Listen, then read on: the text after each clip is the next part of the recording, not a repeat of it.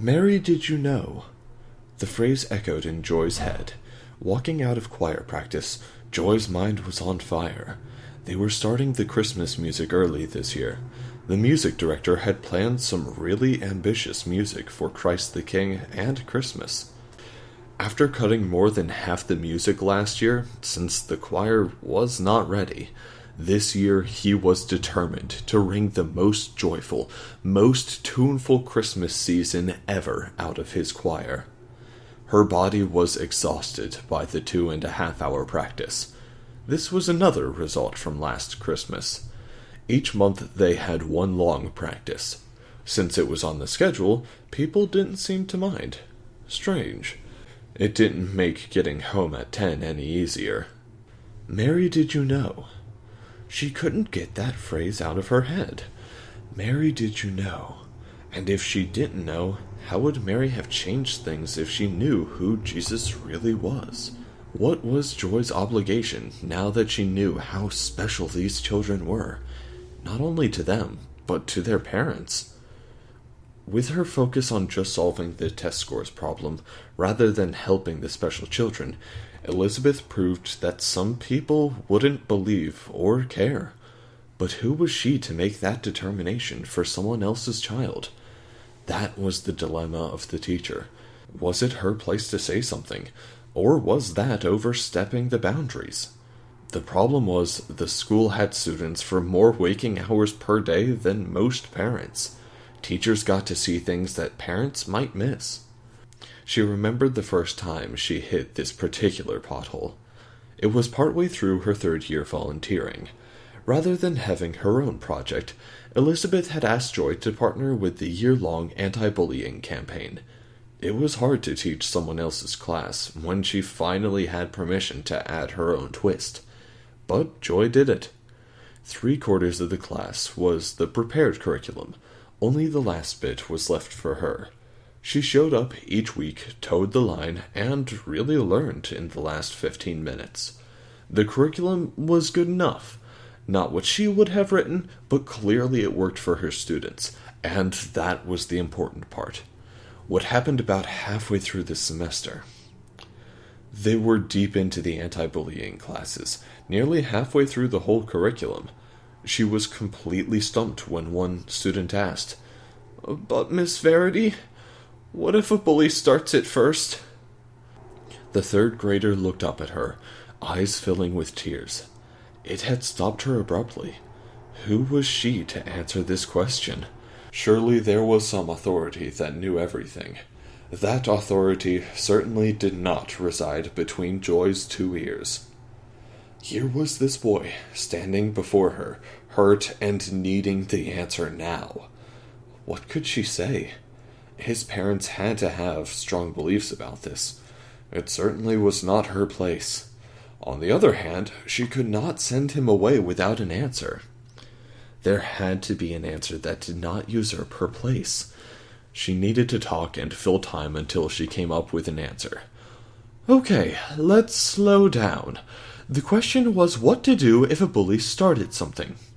Let's take a few steps back and look at it a different way. She looked out at the class. There had to be some way to salvage this. It was an opportunity, right?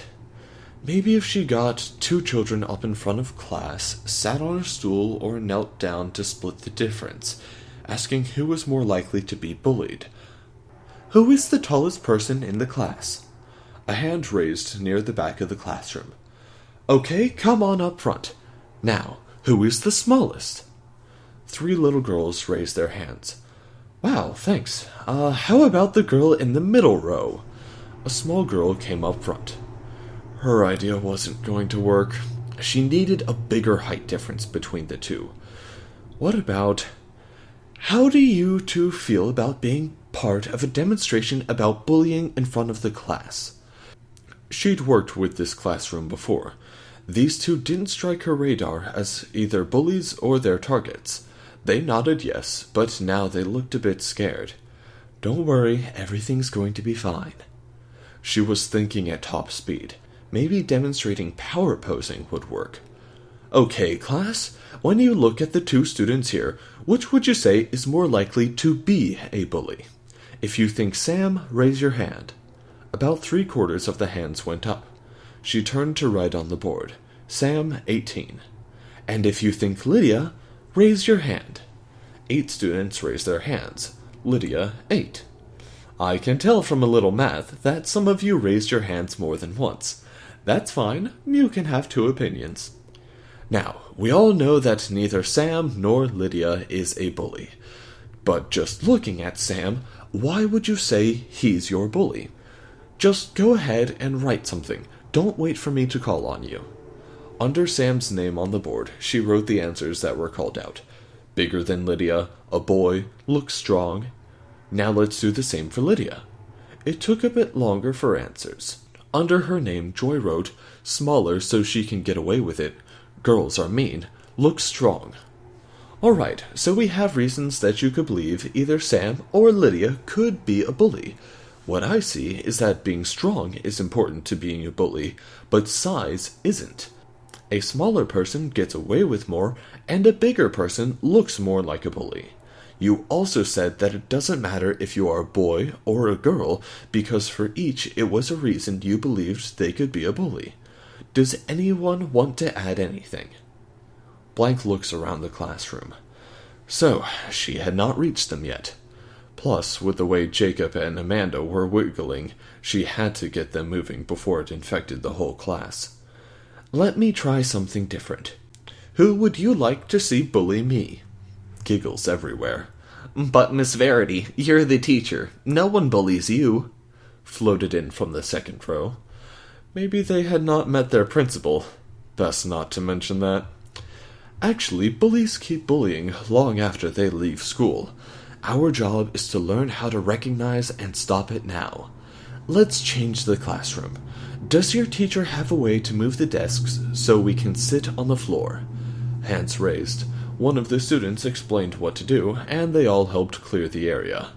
It was chaotic and took way more time than if she had just moved the desks herself.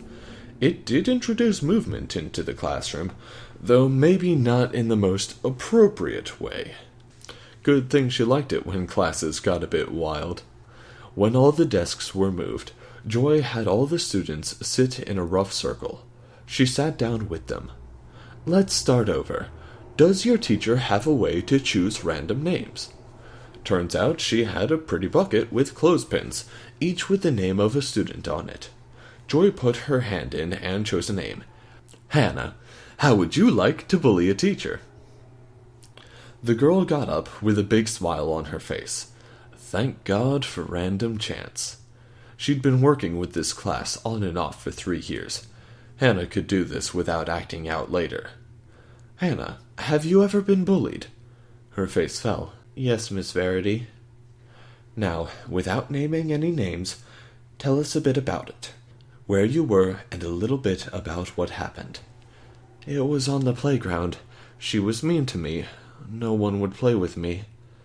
Hannah looked like it were heavy weights on her shoulders. Her head leaned to one side. How to get the kids to notice? Wait, the emotion cards that came with the bullying class were on the teacher's desk. She reached behind her to grab them. Class, look at Hannah. I'll spread out the emotion pictures on the floor. What does she look like now? She handed each child a token, also from the bullying class materials. She was wrong about the class. It just needed a little Joy twist to make it work. Put your token on the picture of the emotion that Hannah most looked like. Then head back to your spot in the circle. Tokens began piling up on the pictures of sad and anger. There were 2 on the card for disgusted. Happy and surprised remained free of tokens. This was a good way to give the students a voice, but only 1 vote. How could she use this in other situations? Great! Take back a token. Now, Hannah, stand up straight, feet apart, hands in fists on your hips. Look at the picture on the wall. Good. How to explain power poses to 3rd graders. The class had run overtime, but eventually they got it. The only way to stop bullying was to prevent being bullied by looking strong. The gift of the power pose, or Wonder Woman, as Joy preferred to call it, was that not only did you look strong while standing that way, you actually became a stronger person. What a gift Amy Cuddy's TED Talk had been. So here she was in the same situation.